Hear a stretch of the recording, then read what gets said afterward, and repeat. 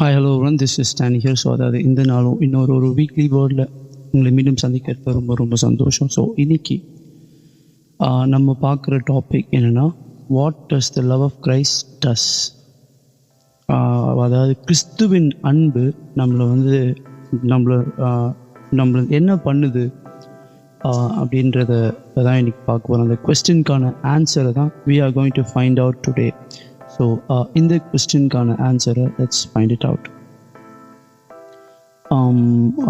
அதாவது இந்த book of 2 Corinthians, பைபிளில் 2 Corinthians, அதில் 2 Corinthians 5ஆம் அதிகாரத்தில் 14ஆம் வசனம், கிறிஸ்துவினுடைய அன்பு எங்களை நெருக்கி ஏவுகிறது. ஏனென்றால் எல்லாருக்காகவும் ஒருவரே மரித்திருக்க, எல்லாரும் மரித்தார்கள் என்று விழித்திருக்க. ஓகே, ஸோ அதுக்கப்புறம் சில வசனங்கள் வருது. ஸோ இதில் இருக்க ஃபர்ஸ்ட் பார்ட் மட்டும் எடுத்திருக்காங்க. கிறிஸ்துவினுடைய அன்பு எங்களை நெருக்கி ஏவுகிறது. So I hope you would have got the answer for this question. நம்மளோட டாப்பிக்கில் இருக்க கொஸ்டினுக்கு ஆன்சர் ஆல்மோஸ்ட் கிடச்சிருக்குன்னு நினைக்கிறேன். Okay, let's get more deeper into this part. இந்த வார்த்தைகளை இன்னும் கொஞ்சம் டீப்பராக லெட்ஸ் நோ மோர். கர்த்தருடைய வார்த்தைகளை நம்ம எந்த அளவுக்கு ஆழமாக தியானிக்கிறதுக்கு முயற்சி எடுக்கிறோமோ, நம்ம என்னதான் முயற்சி எடுத்தாலும் அந்த ஞானத்தை கர்த்தர் தான் கொடுக்க முடியும். அந்த ஒரு அறிவை கர்த்தரால் தான் நமக்கு அவருடைய கிருபையாக நமக்கு நிச்சயமாக கொடுக்க முடியும். நம்ம எவ்வளோ தியாலஜி, எவ்வளோ புக்ஸ், எவ்வளோ நாலேஜை நம்ம கெயின் பண்ணாலும் இந்த மாதிரியான விஷயங்கள் கர்த்தர் நினச்சாதான், கர்த்தர் யாருக்கு ரிவீல் பண்ணணும்னு அவர் நினைக்கிறாரோ அவங்களுக்கு தான் அவர் ரிவீல் பண்ண முடியும். ஸோ இந்த மெசேஜ் நீங்கள் கேட்கும்போது கூட உங்களுக்கு இது புரியணும் அப்படின்னா அது கர்த்தர் நினைக்கணும். உங்களுக்கு இந்த மெசேஜ் புரியணும் அப்படின்னு காட் நிர்ணயம் பண்ணாதான் இந்த மெசேஜ் உங்களுக்கு புரியும். பட் இது ரொம்ப டீப்பான விஷயங்கள்லாம் இல்லை, ரொம்ப சிம்பிளாக will try to learn it. For the love of Christ urges us on. So கிறிஸ்துவின் அன்பு நம்மளை என்ன நெருக்கி ஏவுகிறது அப்படின்ற அந்த வார்த்தை யூஸ் பண்ணப்பட்டிருக்கு. ஃபஸ்ட்டு கிறிஸ்துவின் அன்பு அப்படின்றத பற்றி கொஞ்சம் பார்க்கலாம். அதுக்கப்புறம் கிறிஸ்துவின் அன்பு அதுக்கப்புறம் செகண்ட் பார்ட்டாக நெருக்கி ஏவுகிறத பற்றி பார்க்கலாம். கிறிஸ்துவின் அன்பு, சரி, என்ன கிறிஸ்துவின் அன்பு எங்களை நெருக்கி ஏவுகிறது அப்படின்ற வேர்டு அவங்க யூஸ் பண்ணுறாங்கன்னா, அவங்களுக்குள்ள they had a revelation or they discovered that என்னன்னா, கர்த்தருடைய சீஷர்கள், அப்போஸ்தலர்கள் அல்லது கர்த்தருடைய பிள்ளைகள், இந்த வேர்டில் பால் அவர் கூட இருந்த எல்லாருமே சொல்கிறாரு கிறிஸ்துவின் அன்பு எங்களை நெருக்கி ஏவுகிறது அப்படின்னா, அவங்களுக்கு ஒரு விஷயம் நல்லா புரிஞ்சிச்சு. நமக்குள்ளே இருக்கிற இந்த ஒரு சூப்பரான ஒரு அன்பு, அதாவது நம்மளுடைய வாழ்க்கையை கிறிஸ்துவின் இதுக்கு பணிக்கென்று, கர்த்தருடைய ராஜ்யத்துக்கென்று அர்ப்பணித்து வாழுகிறதற்கு கிறிஸ்துவின் அன்பு தேவைப்படுது. அவங்க எல்லாருமே, எல்லா சீஷர்களும் they would have had an option. அவங்களுக்கு வேற விதமாக அவங்களோட வாழ்க்கையை வாழ்கிறதுக்கு வேற வழிகள் அவங்களுக்கு நிச்சயமாக இருந்திருக்கு. ஆனால் அதை தூக்கி போட்டு அவங்க ரிஸ்க் எடுத்து கஷ்டமான, அதனால தான் enter into his kingdom in the narrow path அப்படின்னு கர்த்தருடைய வார்த்தை. நம்ம இதுக்கு முன்னாடி வே ஆஃப் த லார்ட் அப்படின்ற ஒரு வார்த்தையும் கேட்டிருப்போம். ஸோ அதனுடைய லிங்க்கும் வைக்கிறேன். ஸோ அதை பற்றியும் நீங்கள் பார்த்தீங்கன்னா கர்த்தருடைய வழி எப்படி இருக்குது அப்படின்றத பற்றி கொஞ்சம் உங்களுக்கு ஒரு ஐடியா கிடைக்கும். ஸோ கர்த்தருடைய பாதை எப்பவுமே எப்படி நேரோவாக இருக்குதுன்னு சொல்லப்பட்டிருக்கு. அதாவது விசாலமான பாதை, இதுக்கு என்ன கேட்டுக்கு போகிற பாதை விசாலமாக இருக்குது. ஆனால் கர்த்தருடைய ராஜ்யத்துக்கு போகிற வழி எப்படி இருக்குன்னு நேரோ பாத், அது ரொம்ப ரொம்ப நெருக்கமான பாதையாக இருக்குது. அந்த நெருக்கமான பாதையை அவருடைய சீஷர்கள் என்ன சூஸ் பண்ணாங்க. ஸோ அந்த மாதிரி பாதையை சூஸ் பண்ணோன்னா அதுக்கு ஒரு அன்பு தேவை. அன்பு யார் மேலே தேவை? கிறிஸ்துவின் மேலே ஒரு அன்பு தேவை. இன்னொரு பக்கம் கிறிஸ்துவின் மேலே அன்பு தேவைன்றதை விட கிறிஸ்துவனுடைய மனவாட்டிகளாக கிறிஸ்துவின் சபை மேலே ஒரு அன்பு தேவை. அப்படியாப்பட்ட ஒரு வாஞ்சையும் அன்பையும் அவங்களுக்குள்ள கொடுத்தது யாருன்னா அது கிறிஸ்து தான் அப்படின்ற புரிதல் அவங்களுக்கு நன்றாக இருந்தது. They were able to know that it is not me but it is him who has placed his love in me. அதாவது நான் போகிற இந்த பாதையை நான் நிச்சயமாக நேசித்து தான் போகிறேன் அப்படின்ற அந்த ஒரு கிளாரிட்டி அவங்க யாருக்கு இருந்துச்சு? சீஷர்களுக்கு இருந்துச்சு.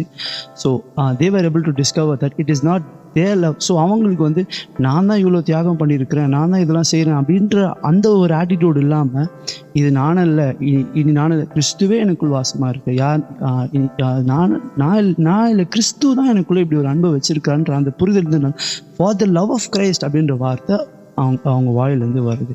Love of Christ. ஸோ இதை கேட்குற நமக்கும், இது கேட்குற நம்மளும் ஒரு சில விஷயங்களை கிறிஸ்துவுக்காக ஒரு சில பாதைகளை சூஸ் பண்ணியிருக்கலாம், ஒரு சில தியாகங்களை பண்ணியிருக்கலாம், அல்லது கிறிஸ்துவின் பணிக்கென்று ஃபுல்லாகவே என்ன சொல்லு கர்த்தருக்கென்று ஒப்பு கொடுத்துட்டு நம்மளோட வாழ்க்கையை கிறிஸ்துவுக்கென்று வாழலாம். It's not us, but it is the love of Christ that has made us who we are. நம்மளை வந்து அவருடைய அன்பு தான் அந்த மாதிரி செய்ய வைக்குது. நம்ம இன்னைக்கு ரட்சிக்கப்பட்டோமோ, இன்னைக்கு கர்த்தருடைய ஆவியினால் அபிஷேகம் பண்ணப்பட்டோமோ, எப்போ கர்த்தருடைய ஆவியினால் ஞானஸ்தானம் எடுக்கப்பட்டோமோ, மொத்தம் 2 பேப்டிசம் இருக்குது. ஒன்று வந்து வாட்டர் பேப்டிசம், உண்மையில ஃபிசிக்கலாக பேப்டிசம், இன்னொன்று வந்து baptism of the holy spirit. என்னைக்கு நம்ம அதை வாங்கணுமோ அப்போலேருந்தே நம்ம கர்த்தருடைய ஆலயமாக மாறிட்டோம். அவர் நமக்குள்ளே வாசம் பண்ணிகிட்டே இருக்கார். அவர் தான் நமக்குள்ளே பயங்கரமான செயல்களை அல்லது கிறிஸ்துவின் அன்பை எக்ஸ்பிரஸ் பண்ணக்கூடிய செயல்களை நமக்குள்ளேருந்து செய்ய வைத்து கொண்டிருக்கிறது அப்படின்ற புரிதல் நமக்கு உண்டாவதாக. ஸோ இது வந்து ஒரு பக்கம் லவ் ஆஃப் கிரைஸ்ட். இன்னொரு விஷயம், வாட் டஸ் இட் டூ?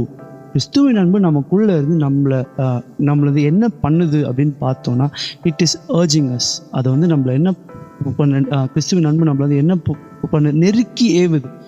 கர்த்தர் காட்டுற அவருடைய சித்தமாகி நெருக்கமான பாதைகளுக்குள்ள, அதாவது விசாலமான பாதைகள் இல்லாமல், நம்மளுடைய மனதுக்கு பிரியமான நமக்கு எது சரின்னு படுதோ அது இல்லாமல், கிறிஸ்துவ காட்டுற நெருக்கமான பாதையில் நம்மளை என்ன பண்ணுது நெருக்கி ஏவுது.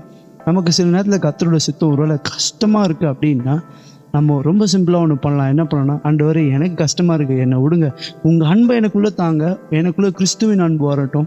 அப்போது அந்த கிறிஸ்துவின் அன்பே என்னை என்ன பண்ணணும், நெருக்கி ஏவும். அதனால தான் ஒரு வசனம் இருக்கும், யாரை பார்த்து அந்த வசனம் சொல்லப்பட்டிருக்கணும், பீட்டரை பார்த்து சொல்லப்பட்டிருக்கும்னு நினைக்கிறேன். நீ உன்னுடைய கைகளை நீட்டுவாய், உன்னுடைய அறையை வேறொருவன் கட்டுவான் என்று அப்படின்னு ஒரு வார்த்தை. ஸோ நம்ம வந்து அப்படியே ஒப்பு கொடுப்போம், அப்படியே கிறிஸ்துவின் அன்பு நம்மளை அப்படியே பிடிச்சி எங்கே கூப்பிட்டு போகணுமோ அப்படியே கூப்பிட்டு போயிடும். நம்ம ரொம்ப ஃபர்மாக, நம்மளை ரொம்ப ஸ்ட்ராங்காக, நம்ம ஹார்ட்டை ரொம்ப ஹார்டன் பண்ணி கிறிஸ்துவின் அன்புக்கும் கர்த்தருடைய சித்தத்துக்கு நம்ம முரண்பட்டோன்னா அதுக்கு ஒப்பு கொடுக்காமல் எந்தளவுக்கு கஷ்டப்படுறோம், அந்தளவுக்கு ப்ராசஸ் கஷ்டமாக இருக்கும். But when we submit to the love of Christ, இந்த ப்ராசஸ் ஈஸியாக மாறிடும். ஸோ கிறிஸ்துவின் அன்பு நம்மளை வந்து அல்டிமேட்டாக வந்து என்ன பண்ணுதுன்னா, கர்த்தருடைய சித்தத்துக்கு நேராக, கர்த்தருடைய சித்தத்தில் கிறிஸ்துவின் அன்பு இருக்குது, கர்த்தருடைய சித்தத்தில் கிறிஸ்து இருக்கிறார், கர்த்தருடைய சித்தத்தில் அவருடைய சபை இருக்குது, கர்த்தருடைய சித்தத்தில் அவரோட ராஜ்யம் இருக்குது, கர்த்தருடைய சித்தத்தில் நம்மளும் இருக்கும். நம்ம எல்லாருமே வந்து ஒரே சரீரமாக எல்லாமே ஒன்றா ஒரே இதுக்குள்ளே வரும். It becomes the body of Christ. So அந்த பாதைக்குள்ளே கிறிஸ்து நமக்கு காட்டுற அவருடைய பரிபூர்ண சித்தமாகி அவருடைய திட்டத்துக்குள்ள, அவருடைய பாதைக்குள்ளே நம்ம போகணும்னா ரொம்ப சிம்பிளாக ஒன்று பண்ணலாம். எனக்கு என்ன பண்ணுறதுன்னு தெரியல, எனக்கு ஆசையாக இருக்குது, உங்கள் பாதையில் செல்லணும்னு எனக்கு ஆசையாக இருக்குது, நீங்கள் சொல்கிறது செய்யணும்னு எனக்கு ஆசையாக இருக்குது, உங்களோட ஊழியம் செய்யணும்னு எனக்கு ஆசையாக இருக்குது, ஆனால் எனக்கு ஒன்றுமே புரியல, என்னால் உங்களுடைய பாதையில் செல்லவே முடியல, எவ்வளோக்குள்ள போகணும்னு எனக்கு அவ்வளோக்குள்ள மோசமாக இருக்கேன் சூழ்நிலை, அல்லது நான் மோசமாக இருக்கேன் அப்படின்னு நீங்கள் ஏதோ ஒரு வேதனையில் இந்த வார்த்தையை கேட்டுட்ருக்கீங்க. எனக்கு ஆண்டவர் பிரியப்படணுன்னு தான் எனக்கு ஆசை, ஆனால் என்னால் முடியவே இல்லை அப்படின்னு அந்த நிலைமையில யாராவது இந்த வார்த்தையை கேட்டுருந்தீங்கன்னா, நீங்கள் ஒன்று மட்டும் பண்ணலாம். இதை நான் எக்ஸ்பீரியன்ஸ் பண்ணி சொல்கிறேன், என்ன சின்ன எக்ஸ்பீரியன்ஸில் நான் இந்த ஒரு விஷயத்தை மட்டும் சொல்லுவேன். கிறிஸ்துவின் அன்புக்கு மட்டும் நம்மளை தாழ்த்தி ஒப்பு கொடுக்க தெரிஞ்சிட்டா போதும், அதுவே நம்மளை எங்கே போகணுமோ அழகாக கொண்டு போய் அதுவே விட்டுரும். எப்படி ஒரு எஸ்கலேட்டரில் ஏறினேன் அப்படி நம்ம ஏறி அப்படி காலை வைக்கணும், சர்றன்னு மேலே போகிறோமோ அதே மாதிரி எப்படி ஒரு இன்னைக்கு கூட நான் வந்து ஒரு லிஃப்ட்டில் ஏறிட்டு இறங்க. ஸோ என்ன லிஃப்ட்டில் எப்படி நம்ம போய் நின்னோன்னே நம்ம போகணும் பட்டன் அழுத்தணும், சர்றன்னு எந்த ஃப்ளோரோ அங்கே போய் நிற்குதோ, அதே மாதிரி கிறிஸ்துவின் அன்பும் நம்ம வந்து ஒரு சில நேரத்தில் அந்தளவுக்கு, ஒரு சில நேரத்தில் எஸ்கலேட்டர் அளவுக்கோ அல்லது லிஃப்ட் அளவுக்கோ அந்தளவுக்கு ஈஸியாக இருக்காது. But we can still go. இல்லை அது ஈஸியாகவே இருக்கலாம். ஏன்னா அதான் சொல்லியிருக்கு, என் சுமை லகுவாயும் என் நுகம் மெதுவாயும் இருக்கும். ஸோ அந்த எஸ்கலேட்டர் அவ்வளோ ஈஸியாக இருந்தாலும் அதுக்கு பின்னாடி ஒரு ப்ராசஸ் இருக்குது. இந்த பக்கம் ஒரு பெரிய ஒரு வெயிட் இருக்கும், அந்த வெயிட்டில் மொத்த எஸ்கலேட்டரும். ஆனால் வந்து அதை வந்து அவங்க பக்காவாக அதர் டெக்னாலஜி அதை வந்து பக்காவாக இது பண்ணி ஹேண்டில் பண்ணி அது இந்த ஃப்ளோரில் நிற்கணுன்ற மாதிரி அதை வந்து பக்காவாக செட் பண்ணி வச்சுருப்பாங்க. But there is a process involve behind the screens. ஏதோ ஒரு அவ்வளோ பெரிய வெயிட் அதை பிடிச்சி கிராவிட்டியில் அதை பிடிச்சி கீழே தள்ளி தான் ப்ராசஸ் நடக்குது. அந்த மாதிரி காட் பிஹைண்ட் த ஸ்கிரீன்ஸில் அவர் என்ன செய்யணுமோ அவர் எல்லாத்தையும் செஞ்சிருவார். நம்மளை நீ ஏறி நில்லு லிஃப்ட்டில், நான் பார்த்துக்கிறேன், என் சுமை லகு, நீ நான் சொல்கிறத மட்டும் செய், நான் சொல்கிற இடத்துல மட்டும் நில்லு. நம்ம போய் நிற்கும் போது கிறிஸ்துவின் அன்பே நம்மளை அப்படியே என்ன நெருக்கி ஏவி என்ன செய்யணுமோ அதை செய்ய வச்சேன். நம்ம காம்ப்ளிகேட்டே பண்ண, lean not on your own understanding. So யாராவது கர்த்தரோட சித்தத்துக்கு நேராக போகணும் ஆனால் ரொம்ப கஷ்டமாக இருக்குது அப்படின்றத இந்த நேரத்தில் ஃபீல் பண்ணியிருந்தா, இதுதான் இந்த ஒரு மெசேஜ் தான் ஆவியானது இந்த நேரத்தில் உணர்த்துறாரு. நம்மள யாரோ ஒருத்தரோ 2 பேரோ அல்லது எல்லாருமே கூட இருக்கலாம், அல்லது ஃபியூ பீப்புளாக இருக்கலாம். பட் நமக்குள்ள கர்த்தருடைய சித்தம் கஷ்டமாக இருக்குது அப்படின்ற நிலைமையில் இருந்தோன்னா, என்ன பண்ணுறது தெரியல, எனக்கு ரொம்ப கஷ்டமாக இருக்குது அவருடைய சித்தம் அப்படின்னோன்னா, நீ ஏன் கஷ்டப்படுற, என்னுடைய மகனே மகளை ஏன் கஷ்டப்படுற, என்னுடைய அன்பு உனக்குள்ளே வரத்துக்கு நீ உன்னை வந்து ஒப்பு கொடுத்துட்டு, நீ அமைதியாக ஒப்பு கொடுத்துட்டு நீ பாட்னரு, நானே என்ன செய்யணுமோ அதை செய்வேன். அவருடைய ஏர்ஜை நம்மளை பிடிச்சி புஷ் பண்ணும். ஆனால் அந்த ஒரு ஏர்ஜை கரெக்டாக சென்ஸ் பண்ணி அதை என்ன அடக்கி வைக்காமல் அதை நம்ம அப்படியே வந்து ஒப்பு கொடுக்கணும். ஸோ நமக்குள்ள கிறிஸ்துவின் அன்பு, ஆனால் கர்த்தருடைய சித்தத்துக்குள்ளே இருக்கிற இன்னொரு விஷயம் வந்து பரிசுத்தமாக இருப்பதே கர்த்தருக்கு சித்தம். ஸோ இந்த ஏர்ஜ் சம்டைம்ஸ் நம்மளை டிசீவ் பண்ணாதபடி நம்ம எப்படி பாதுகாத்துருக்கு. ஒரு சில நேரத்தில் மாம்சமான ஏர்ஜஸ் கூட வர வாய்ப்பு இருக்குது. அதை நம்ம கிறிஸ்துவின் அன்பினால் வர ஏர்ஜஸ்ன்னு சொல்லிட்டு நம்ம ஒரு சில கன்ஃபியூஸ் ஆக வாய்ப்பு இருக்குது. அதை எப்படி டிசைன் பண்ணுறது அப்படின்னா, சிம்பிள். நம்ம செய்கிற விஷயத்தோட அவுட்புட், அதனுடைய இது விளைவு வந்து அது ஹோலினஸுக்கு ஆப்போசிட்டாக இருந்துச்சுன்னா, கர்த்தருடைய பரிசுத்தத்துக்கு ஆப்போசிட்டாக இருந்துச்சுன்னா, நமக்கு வந்து ஹோலினஸ் என்னன்றதுக்கு ஒரு எக்ஸாம்பிள் நம்ம ரொம்ப எக்ஸ்பிளைன் பண்ணணும்னு அவசியம். நமக்கே தெரியும்னா, நமக்குள்ளவே அவரோட லா இருக்குது, இது தப்பு இது கரெக்டு, நமக்குள்ளவே நம்ம ஹார்ட்டில் அவருடைய லா அவருடைய டேப்லெட்டை இம்ப்ரிண்ட் பண்ணி வச்சிருக்காரு. ஸோ நமக்கே தெரியும் this is wrong, something is going on, நமக்கு சம்திங் இஸ் ஃபிஷி, நமக்கு நல்லா தெரியும் இது ஏதோ ஒன்று சம்திங் ராங் அப்படின்னு நமக்கு நல்லா தெரியும்.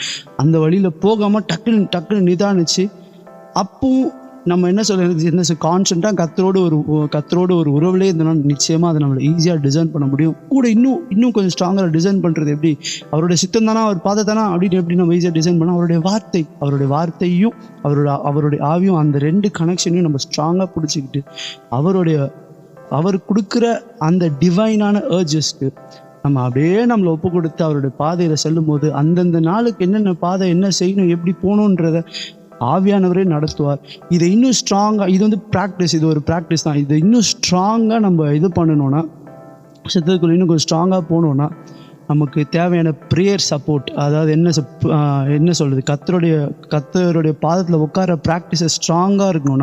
நம்மளோட ஜயன் எக்ஸ்பீரியன்ஸ்னு ஒரு மெசேஜ்லாம் ஃபஸ்ட்டு கேட்டுருவோம். அதாவது எனக்கு கர்த்தருக்கும் நமக்கும் இருக்கிற அந்த பர்சனல் ரிலேஷன்ஷிப் வித் காட், அதாவது பர்சனல் ப்ரேயர் டைம், இதை ஸ்ட்ராங் ஆக்கும்போது இன்னும் கொஞ்சம் டிசைன்மெண்ட்டு இன்னும் ரொம்ப ரொம்ப ஷார்ப்பாக மாறும். ஸோ நம்மளோட டிசைன்மெண்ட்டை இன்னும் கொஞ்சம் ஷார்ப்பாக மாறி கிறிஸ்துவின் அன்புக்கு நம்மளை ஒப்பு கொடுக்கும்போது அவரோட சித்தத்தை நம்ம ஈஸியாக செய்ய முடியும். ஸோ கிறிஸ்துவின் அன்பு நமக்குள்ளேருந்து என்ன செய்யுதுன்னா, அவரோட சித்தத்தை செய்கிறதுக்கே ஹெல்ப்ஃபுல்லாக இருக்குது. ஸோ அவரோட சித்தத்தை செய்ய கஷ்டமாக இருக்குது அப்படின்ற கேள்வியோடு இருந்தீங்கன்னா, இந்த மெசேஜை நீங்கள் ஃபுல்லாக ஒரு பக்கம் கேட்டது மட்டும் இல்லாமல் வேறு யாரெல்லாம் இந்த மாதிரி கர்த்தருடைய சித்தத்துக்கு ஒப்பு கொடுக்க கஷ்டப்படுறாங்களோ அவங்களுக்கு இந்த வார்த்தையை நிச்சயமாக ஷேர் பண்ணுங்கள். அவங்களுக்கு தேவையான அந்த கிளாரிட்டியும் தேவையான இன்சைட்டையும் அடுத்த டெசிஷன் என்ன எடுக்குன்றதையும் இந்த ஒரு வார்த்தை அவங்களுக்கு தேவையான கவுன்சிலிங்காக இருக்கும்படியாய் இந்த வார்த்தை கர்த்தருடைய சமூகத்திலிருந்து வந்திருக்கும் என்று நான் விசுவாசிக்கிறேன், நம்புகிறேன். இதை நான் பெற்றுக்கொள்கிறேன், நீங்களும் அதை நிச்சயமாக பெற்றுக்கொள்ளுங்கள். கர்த்தர் நம்ம எல்லாரையும் ஆசீர்வதிப்பாராக. Let's close our eyes and submit to the love of Christ, and also let's submit to His urges which leads to holiness. நம்முடைய கண்களை மூடும். எங்களை அதிகமாக நேசிக்கிற எங்கள் அன்பின் தகப்பனே, நீங்கள் எங்களோட ரொம்ப ரொம்ப தெளிவாய் பேசி கொண்டிருக்கிறதற்காக நன்றி. உங்களுடைய சித்தத்தை நாங்கள் இந்த நேரத்தில் செய்கிறதுக்கு கஷ்டமாக இந்த நேரத்தில் யாராவது இருந்தோன்னா எங்களை ஒப்பு கொடுக்குறோம், ரொம்ப கஷ்டமாக இருக்காண்டது, எங்களால் முடியல அப்படின்ற நிலைமையில இருந்தால் கூட பரவாயில்ல, உங்கள் அன்பு எங்களுக்குள்ளே வந்துச்சுன்னா எங்களை அப்படியே மாற்றக்கூடியதாக இருக்கிறதற்காக நன்றி. அந்த ஒரு அன்பினால் உண்டாகிற அந்த ஒரு ஏர்ஜஸ், கிறிஸ்துவின் அன்பு என்ன உடைய சித்தத்துக்கு நேராக நெருக்கி ஏவும்படியாய் என்னை நான் ஒப்புக் கொடுக்குறேன், இங்கே இருக்கிற ஒவ்வொருத்தரையும் ஒப்புக் கொடுக்குறேன், நீரே எங்களை நடத்துங்க, உங்களை அப்படியே ஒப்புக் கொடுத்துருங்க இயேசுப்பா, என்னை நான் ஒப்புக் கொடுக்குறேன்னு சொல்லிட்டு உங்களோட வாயை திறந்து உங்களுடைய அன்புக்கு என்னை ஒப்புக் கொடுக்குறேன், நீங்கள் என்னை எப்படி நடத்துறீங்களோ நடத்துங்க, சித்தம் மட்டுமே செய்ய விரும்புகிறேன், which will lead to holiness. அதற்கு என்னை நான் அர்ப்பணித்து ஒப்புக் கொடுக்கிறேன். இயேசுவின் மூலம் ஜெபிக்கும் நல்ல பிதாவே, ஆமென். இதே போல் இன்னொரு கர்த்தருடைய வார்த்தையில் வீக்லி வேர்டில் உங்களை மீண்டும் சந்திக்கும் வரை நன்றி, வணக்கம், டேக் கேர், காட் பிளஸ்.